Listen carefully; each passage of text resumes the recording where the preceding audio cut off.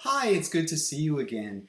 I want to talk about something that happened last night, and it conjured up some thoughts. I had posted a video touching on the subject before, but um, it emotionally it just struck me, and I wanted to share it with you. I hope you don't mind that uh, I have my notes on this.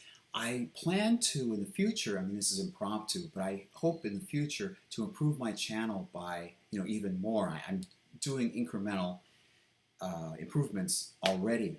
I hope you noticed, but I want to script my videos in the future. I started off scripting them, but a little bit, but whether it was laziness or whatever, what have you, I just figured I'll just talk to the audience because I didn't want to come across as stilted or stiff. And um, so I'm working on that. But all right, I want to get one thing out of the way. I don't want to mention names, but the main topic relates to this topic, and this is a precursor. It doesn't directly relate, but it indirectly relates. I was at my evening job. I just got home, looking forward to watching a reaction. Um, the the YouTube reaction channel is called Target Audience, and just bear with me for a few moments. Uh, they started off just watching various television shows, I think Quantum Leap or in Battlestar Galactica, just different things. And one of them said, hey, why don't we watch Star Trek? Try that out. And so they went to Netflix or whatever. It would be Paramount Plus. And Paramount Plus lists the episodes of Star Trek in air date order, which isn't necessarily the same. It's absolutely not the same as production order. So um, I grew up watching them in production order, so it made sense after a while. There were changes, especially during that first season.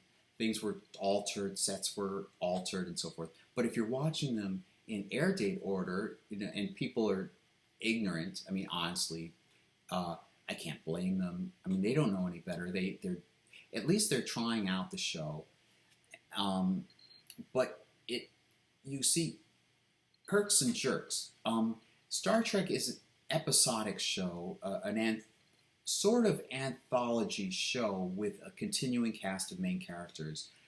So it's not like TV shows now where they're like movie serials where you watch you watch the first episode and the second episode and it's like an ongoing plot line like X-Files or something.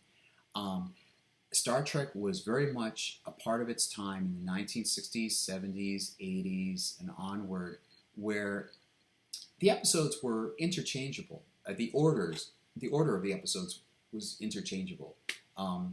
You just simply watched that night and watched a new adventure starring the Star Trek crew.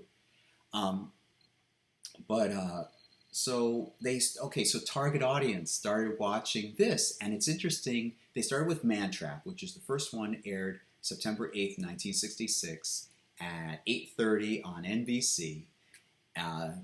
Thursday, I believe. Tuesday or Thursday? I think it was Thursday. Anyway, and they're watching and we're watching their reactions, and like halfway through, one of them says, "Whoa, they're still going," as if they expected this to be half an hour long. No, it's an hour. It's a great drama. There's only so much you can cover in. At that time, it was 51 minutes, and then remember, 20 years later, there was the Next Generation series, the sequel TV series, and that was like 48 minutes, and then that was cut down to 42 minutes later on in the later seasons of Next Generation, and bit by bit, more commercial time and who knows what. But no, the original series was 51 minutes each episode, if you take out commercials and theme. And they did more episodes. It was like 30 episodes or 26 episodes a season, which seems normal to me. I mean, quit coddling these people. Quit coddling these writers. Get them to write more material. Anyway, maybe there's more quality in each episode. I don't know. But anyway, so they're watching, and this is just a what if. Hey, well, let's try out Star Trek. And so they watch the next episode, and then, oh, that looks pretty good. And then they have watched, and you can go to their channel, of course, and watch all the reactions. They have watched, I think, maybe, anyway, check out their channel, see which videos are available. They've watched all 3 seasons of the original series. They went to the animated series, and they watched all 21 episodes or 22 episodes of that. I think they're actually 21 episodes. And then they watched Star Trek the Motion Picture, released December 7th, 1979. And then they watched The Wrath of Khan, I think it was June, something like that, 1982. And then they watched The Search for Spock, 1984. And I can't wait. I can hardly wait. I went home. I was singing Tally Me Bananas, Daylight Come, and I Want to Go Home. Anybody who knows that song? Because they posted their reaction to Star Trek IV, The Voyage Home, which is near and dear to me because although I had seen Star Trek II, The Wrath of Khan on TV, according to my mom, and Star Trek III, The Search for Spock, when it was out in theater, and I saw them in reverse order, according to my mom, I wasn't really familiar with Star Trek. I mentioned some of this in my essay about being a Star Trek fan. It's available on Amazon. You can buy it. It's very cheap. Anyway, I think it's like $1.99 or something, $2.99, something like that. It's very cheap. It's an essay. It's a pretty good essay, but it's an essay length. So aside from that, Star Trek IV, at the end of 1986, really perhaps because it was released in the end of 86, December, maybe I saw it January 1987, somewhere in there, I saw that and I really enjoyed it, and that's when I truly mark myself as becoming a Star Trek fan. So I'm looking forward to their reaction to this movie. But anyway, all right, so I went into that stuff. Let me get into this topic that kind of indirectly relates to my primary topic. Yes, there is a primary topic. I won't mention any names. I just want to mention something that I was thinking about when I was at work. It's not that intellectually involving, so there's a lot of free time. And let me see how I can get, I don't want to mention names, high school experience. And I thought, towards, in senior year, second semester, I felt like, I took a shot, I took just a what if, let's just try. And it was a big step for me. And I felt mixed feelings. I didn't know whether I succeeded. This is my main point. I didn't know whether I had succeeded, or I was being played, or ignored. I just felt empty. Sometimes it was a shift between happy, I thought of the word for it. It's not ephemeral. It's like totally. I wish I could remember the word. Ecstatic, sort of. It's a period of being ecstatic and then feeling lonely and wondering why I have to feel lonely and feeling ecstatic. And then skipping a lot of information. I felt like maybe I was a loser. Loser isn't the right word. It's more like maybe I just didn't have a shot anyway. Maybe I was being played. Maybe I are toyed with, and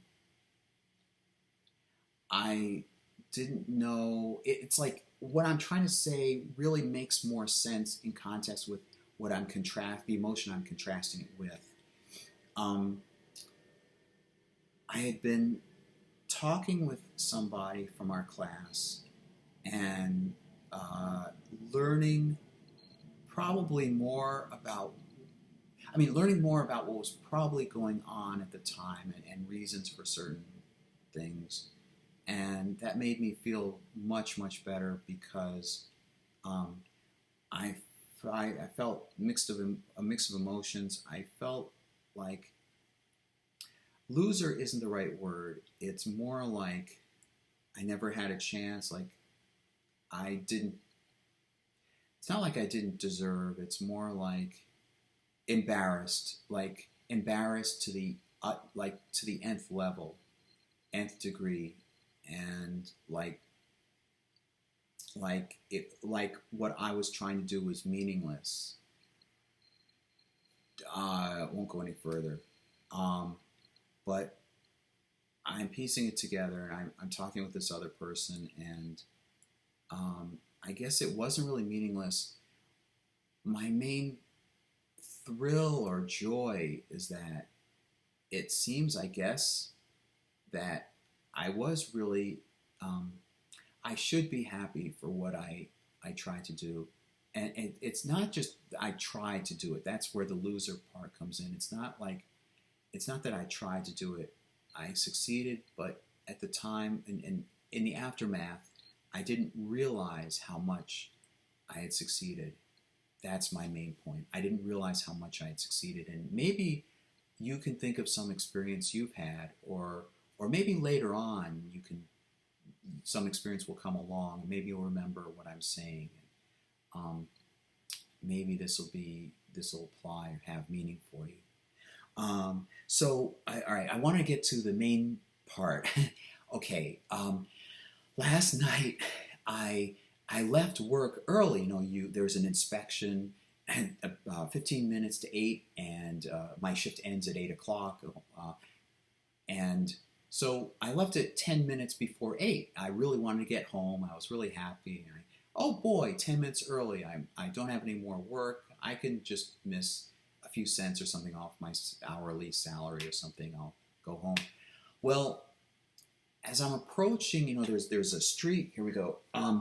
There's a you know, I have a straight line. It's a very easy path. Both jobs are very easy. I take the same street going home, and at some point there's a cross street, and you know there's a traffic light up above, and then up ahead, you know, there's a crossing street, and then beyond that I can see just flashing lights. And you know, you can probably think of this. You don't necessarily see police cars, or you know, you don't know. It's at night. I'm saying, you know, it's maybe about close to 8 o'clock at night, so it's pitch dark. You can't, you know, headlights are on and so forth. You can't really make out police cars and so forth. You can just make out there's a spotlight, or that, you know, there's flashing lights, blue lights, and there's some figure, and he's putting, and you can see cars like slowing down or something or other, and some figure is just putting three cones blocking the way, and like how it says green light. So I continued forward, and I found out there was a sheriff's deputy. Well, there's a sheriff's car, and then there was some guy. I guess he's from the Onondaga County, and he says, "Roll down your window." Okay. Well, can't remember the exact discussion, but I'm sorry, I can't go down this way. Oh well, I live down just that street down. Well, what address was it? You know, what street number do you live on? And I give my street number, and then because I live in an apartment complex, it's kind of tricky. It's like there's a main like double digit and then a bunch of zeros, as if, you know, that's right at the end of the block. And then the apartment building I'm in, the address is like a few numbers off because it's a little further down from that. But you know, it's like saying the 200 block. So it's like I said, you know, oh, I'm at 205. Well, or 200 really. And he said, oh, well, that's where it happened. Oh, well, how long do you think it would take? Well, about an hour. You know, come back in half an hour. Okay, so I drive. Fortunately, it's just one direction back. I mean, I just drove back. I knew there's a large parking lot where I work in my evening job I had just left. So I went back and I just sat in the parking lot, and I knew I had some limited time because I always take this with me. Um, and I just sat and I kept calm. And this is pointer for you. I'm sorry, I keep glancing over at my view. I'm going to look right at you, like we're talking back and forth. Like I'm sharing something with you, which I am. So I keep calm, and especially in what seems like a situation like as it seems like an accident, um, just use my iPhone most efficiently. Do everything that I want. Like, I called a friend and told him something that had been on my mind and asked, and that was nice. And so about half an hour rolled by, and probably gave it a few minutes extra just to be sure.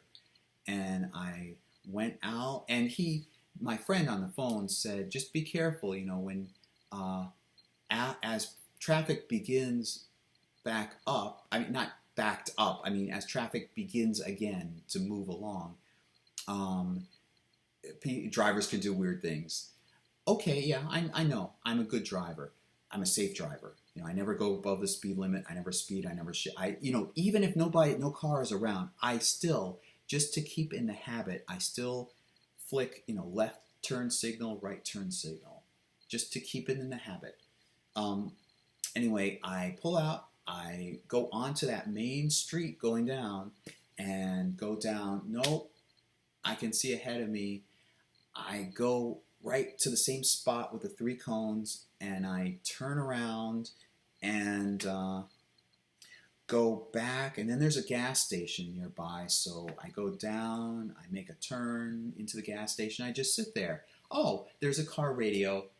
It's tuned to a good station that plays. It alternates between classic, what they call classic. I like. I'm a grown up now. 80s, basically 80s music, and then modern music, and then 80s music and modern music. So I just keep it on, keep me company, keep calm. Music is nice. It soothes you, it relaxes you, and I'll just wait it out. And then I see a sheriff's car, a sheriff's kind of SUV. They're all kind of sort of SUVs at this point. Sheriff's SUV go into the gas station too, and he's parked there. And then I see another, and then okay, is he here because I become self-conscious? Is he here because I'm here? No, no, he just parks there and just stays. The car just stays there. Then there's another one, and so I have a good vantage point. Like I'm looking back, I'm parked facing the direction of my job, my workplace is that way, and I pull out into the street going that way. And my apartment building is that way. So I'm leaning over and I can see the flashing purple bluish light. Okay, it's taking an hour, a few more minutes past an hour. So then I see the lights kind of dim and just go out. Okay, good. And I think they went back on again, darn. But I just went out. Come on, maybe things have changed. So I went back, and I met that guy with the three cones again. And he said, look, it's going to be a long, do you have some place to go? Okay, well, that's clue. That's key word, that's key phrase, meaning find some place. Go to my friend who lives, I don't want to give away where he is, but he's in like a neighboring town, like a neighboring village. I just have to go down, all the way down the street past my workplace, and then make a left-hand turn and go down a ways. It's about that far. So I go down there, and right at this point, it's about 9:30. I remember because I have a good sense of my time, and something about an hour. Anyway, I figured when I would get there, I had in mind 10:30.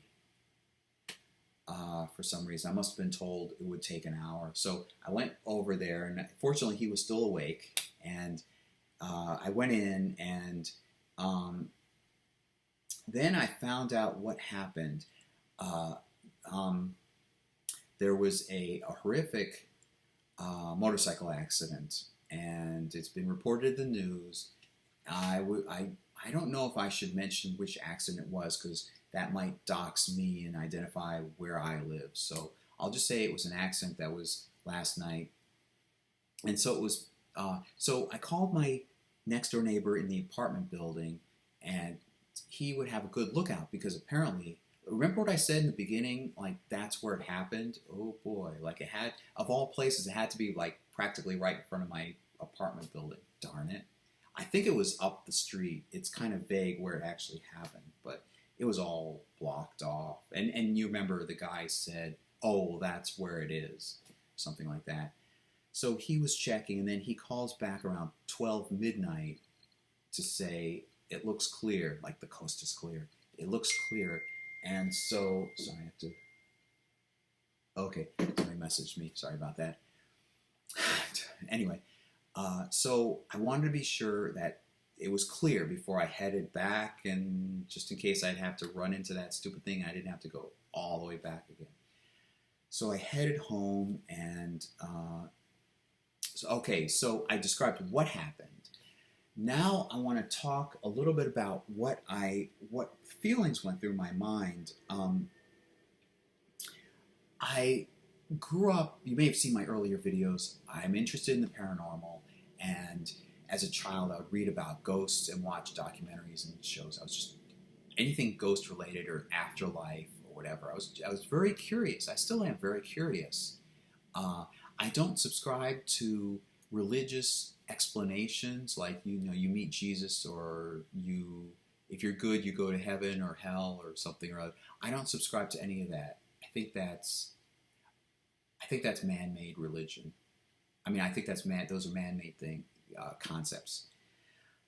What I personally believe, here, let me tell you, what I personally believe, just suspicion and just belief, just my instinct, that this is the accurate the experience that you would get, is that there's like a life review, you know, the near-death experience. There's a life review. If it's brain-generated or not, you're still experiencing it. So there's a life review, and a feeling of warm calmness and love, and like what you faced in this prior life. I already put spoiler alert here. I'm putting a spoiler alert. I'll give you a little bit of time. Okay, all right, cool. So you're fine with what I'm about to say. That the body that you've left, it's kind of irrelevant. That you feel now that you, some part of me instinctively feels like you gain a lot more awareness, a lot more context over your life, and over not just your life, but like the universe.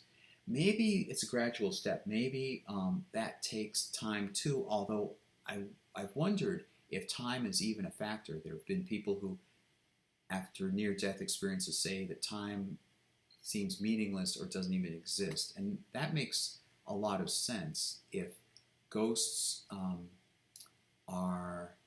if there's an electromagnetic field in the presence of a haunted area, and light photons are a transmission of electromagnetic energy, and photons move at the speed of light, then maybe time stands still.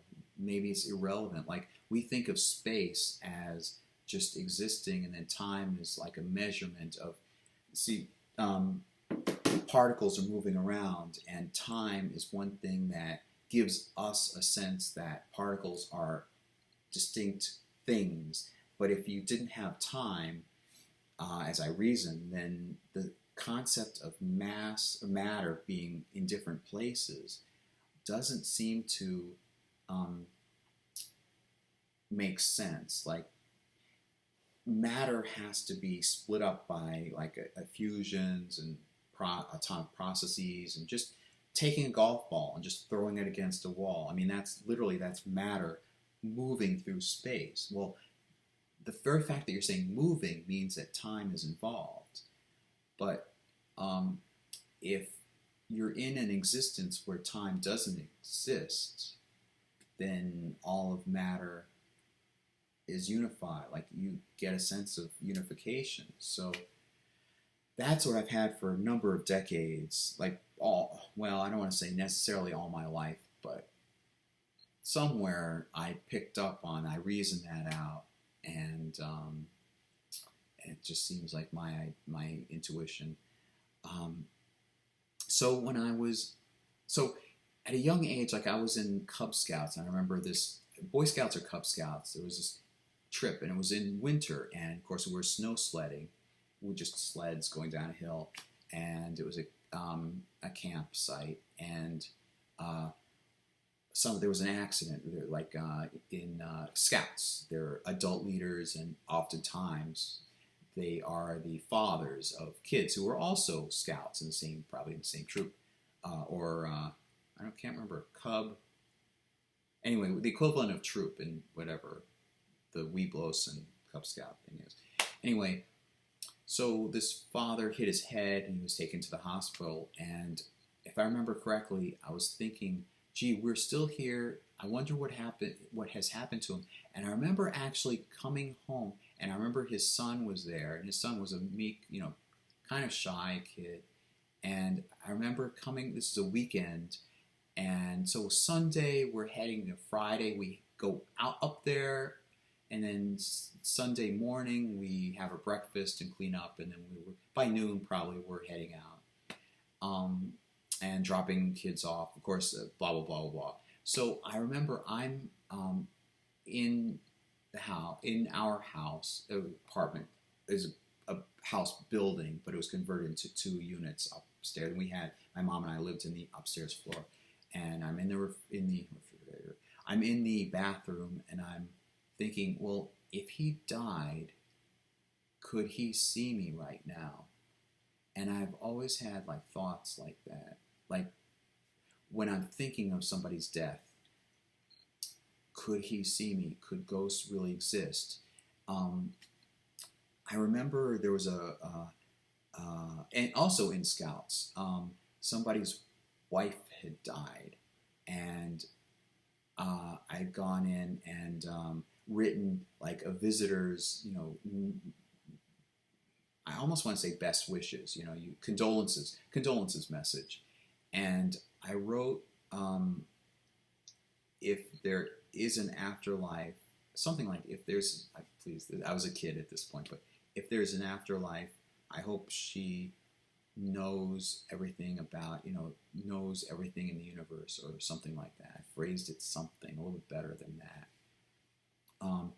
But I was talking, I was talking with my therapist today over the phone, and I was talking about this connection I instinctively tend to have. Like I was driving home after this weird thing. It was it was a crash, a vehicular crash.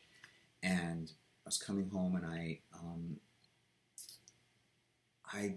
got out of the car in the parking lot, our apartment complex parking lot. I look around, and it's eerie, a very eerie feeling. I had grown up reading about the paranormal and so forth, and thinking, I'm looking around, am I seeing figures that should not be there? Because part of me wants contact. I know it's not it goes against the Torah to communicate with spirits. That's one of those commandments that I understand. It is a very important guideline to go by. It's a commandment. I mean, as a Jew, I would have to abide by it. But it's also important because you don't know necessarily if that's really a ghost. Say ghosts are real, like, or you're using somehow contacting the other world. You don't know if that's actually the other person's spirit, or if it's somebody tricking you. I shouldn't say somebody, some entity playing tricks on you. You can't tell. I mean, we're just learning about our physical reality. I mean, we really don't have any concrete knowledge about the afterlife. I'm agnostic about the afterlife. Admittedly, agnostic meaning I have no knowledge of truly what's in the afterlife. So I'm looking around, and it's at night, and very like this point, it's like 12:30 or something at night, 12:30 in the morning, and it's eerie thinking that there was this crash. And this is one of those things I wanted to mention in here, that victims in these crashes are statistics, but to me, they're more than statistics. I think that was an actual person who he didn't live simply to be reported about in the news as being in a crash. He had a full life, presumably. I mean, he lived. He probably went to school, likely, and he had maybe siblings and parents and wife, maybe, and so forth. These are like full lives. And so I'm thinking of that too. And my therapist said, so that's how I read this.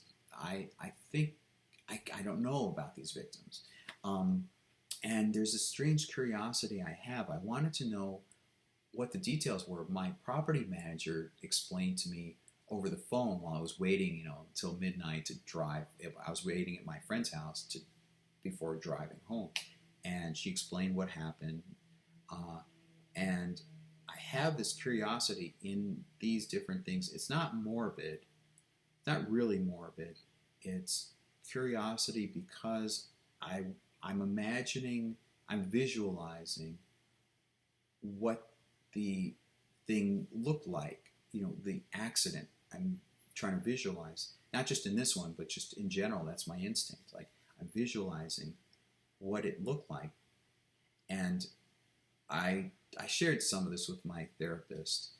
That's not the only reason for the call, for the therapy session. I mean, they're different. It was just simply an update on how how I've been. And he said, well, that's like you're like empathizing. Yeah, I guess it is. Yeah, I'm empathy, which is different from sympathy. Sympathy is I guess you understand, but empathy is more emotional, like an emotional bond. So it gives you a sense of mortality. And so guess what happened? So I was reaching for my iPhone for notes, but I know where to go from here. So this morning, I'm in work. I get out of work and I get into my car and I turn on the radio. Guess what song is playing? Don't go chasing waterfalls. Just stick to the rivers and the lakes that you stick to the lakes and the rivers. I know you're gonna. The TLC song. Just of all songs, it had to be that song because I don't know all the details, but the way I learned what happened, from what I learned what happened, it was just to save time, just eagerness and impulsivity. So here I turn on the radio and it's don't go chasing waterfalls, just stick to the rivers and the lakes that you know. I know you're gonna. Wow, nice song, very nice song. So that's what a coincidence. So let me check here to see if there's something else that I forgot to mention. I guess I covered everything. All right, so this is an impromptu, and I'm looking forward to Star Trek. And if you haven't watched Star Trek, I don't want to make this like, in every video. It'd be nice, but like in every video, watch Star Trek. But, please give it a chance, because I think if we lived, I know it's fictional, but if we lived in a world where people behaved like the crew of the Enterprise and the Starfleet and Earth and so forth of the future, as depicted in Star Trek, things would be a lot better, ethically between people, and philosophically more deep between people. So I hope that comes to mind. So I'll leave with that. I'll end the video with that. Hope that that will come about in the future. Hopefully more so. Hopefully soon. And I'll see you next time.